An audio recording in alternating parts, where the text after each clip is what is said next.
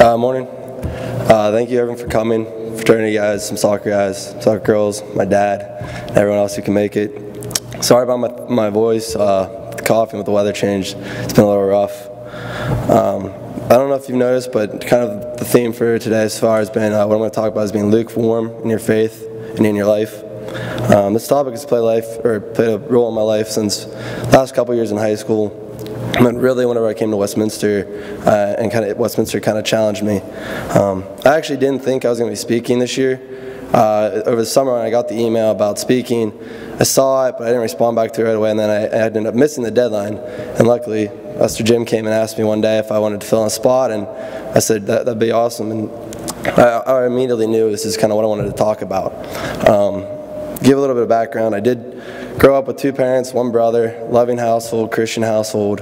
Went to church growing up, into youth group, did all of that kind of growing up.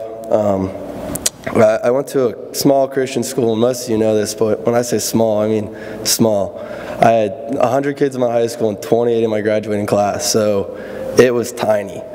But it was also very filled with Christian lifestyle and Christian atmosphere.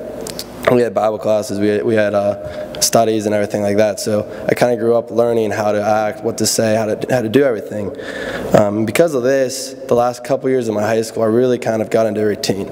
Religion became sort of a lifestyle. It wasn't more what I should be doing, it was just what I did every day, because that's what I've been doing.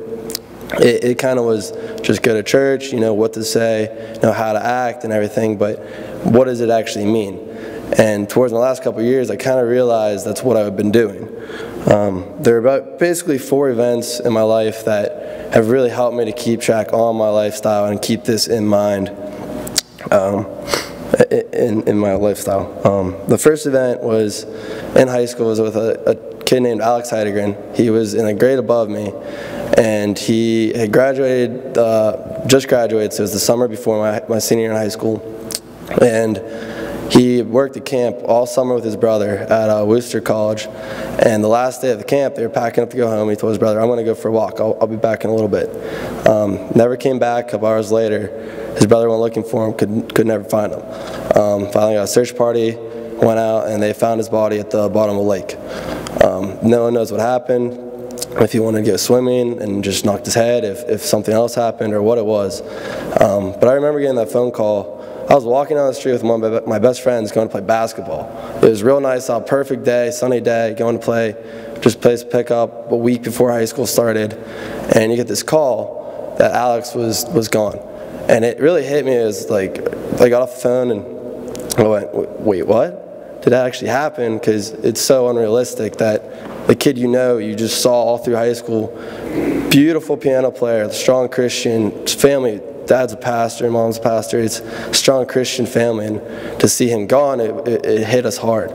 Now luckily, he was a strong Christian, so the viewing and the funeral happened before or while we were in high school, and I was able to go to it, and luckily, it was actually almost kind of rejoiced. The family was sad and everything, but they knew where Alex was.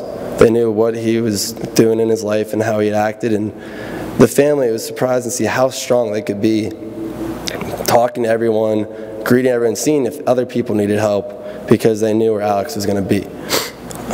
The second kind of event that we had was my senior class. Every year the senior class in our high school has a theme to it, and once a month we'll meet with a teacher, a parent, and kind of go over what's going to happen after college, or what happens after high school, and what you're going to do with your life, and how you're going to act. And the theme of my class was being lukewarm. And so that really affected me, because we would sit down and talk and just talk about stuff and realize, how are you acting? Like, what are you doing? And I grew up with, like I said, 28 kids. 5 of us went to kindergarten together. 5 or 6 of us played sports together. And then all of a sudden, we're all going to different schools. What are we going to do when we're not with each other to support each other and be with each other? How are you going to act? What are you going to do? So like I said, coming to Westminster's not a big school. It's not Penn State. It's not one of those huge party schools, but compared to VCCS, my high school, or compared to Geneva or Grove City, where I grew up next to, it's a liberal school.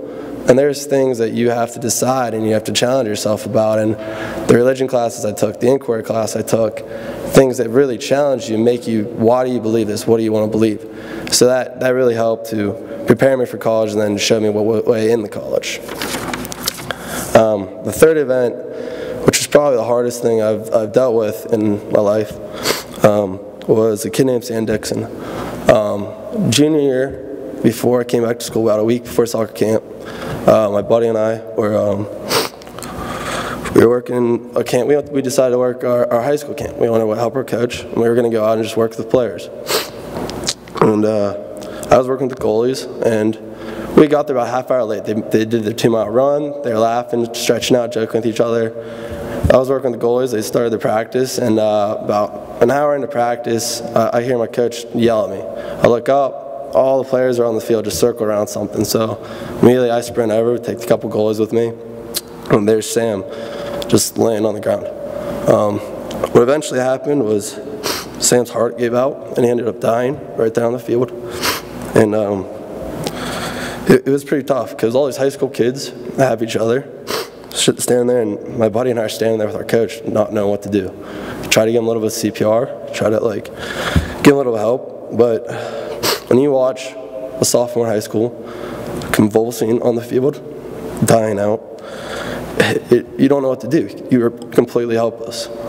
Medics got there, tried to give CPR for half an hour or so, but ultimately he ended up passing away on the field.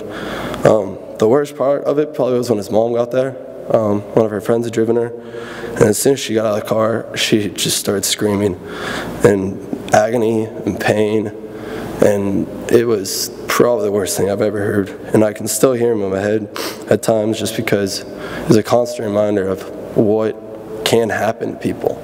It really hit home for me because 4 years ago I was on that field playing. It could have been me, could have been a teammate. I played soccer here, it could have happened here. It could happen to anyone. It really hit home. Now Sam, for being a sophomore in high school, was ridiculously religious. He was going on mission trips, helped out people when it worked in his church, and it still hurts his parents, I know. His mom still struggles, but at the same time, again, we know where Sam's going to be. We don't know why it happened. We don't know what the plan was, but you know where Sam's going to be. So that was very hard for me. But again, it shows you anything can happen to anyone anytime. My fourth event happened also that year. My Uncle Todd, he was 6'4", bigger than me, stronger than me. He had offers to play D1 football, but he ended up never doing it. He was a real important businessman for his company, traveled around the country. He would go check in, give seminars, teach, make sure everyone was being safe. And my junior year, Thanksgiving, all the family was together, and my uncle was just a shell of himself. He was very sick. We didn't know what it was. We thought he had a bug, picked up some virus or something, but he basically was stuck in a chair all of Thanksgiving. We could talk to him, but a lot of times he's just sleeping, just kind of sitting there being a shell of what he was before. By the next year, for Christmas break, we celebrate Christmas Day, and the next year we had to go to a service. To see a guy who was bigger than me, stronger than me, able to be his whole life ahead of him, and pass away within a year. It's again, what could happen to each of us? Each of us never knows what's going to happen, what it's going to be, how it's going to be. We may think we're young, may think we have life ahead of us, but you never know. So it's always kind of how are you going to act and where are you at right now in your life? Uncle Todd, my uncle, was also a Christian. So again, luckily for us, we know where he's at and we know what he's doing. But these 4 events really made an impact in my life. Really opened my eyes to what could happen. I hope you don't take away that this is just a depressing lunch break for you guys, but that it means something more to you and that you take away a message from this. And that coming to college, or as a lot of the seniors here, we're leaving college, no idea what's out there, no idea what our next chapter of life is going to be or where we're going to be at. But we're going to have experiences, we're going to have challenges. I hope we know where we stand when they come. Thank you.